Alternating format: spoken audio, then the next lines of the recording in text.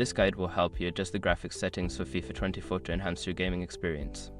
Follow these steps to optimize your settings effectively. Step 1. Access the settings menu. Launch FIFA 24 and navigate to the main menu. From there, select the settings option to enter the settings menu. Step 2. Select graphics settings. In the settings menu, find and click on the graphics tab. This will open the graphics settings where you can adjust various visual options. Step 3. Adjust resolution. Look for the resolution option and select the highest resolution supported by your monitor. Higher resolutions provide better visual clarity but may require more powerful hardware.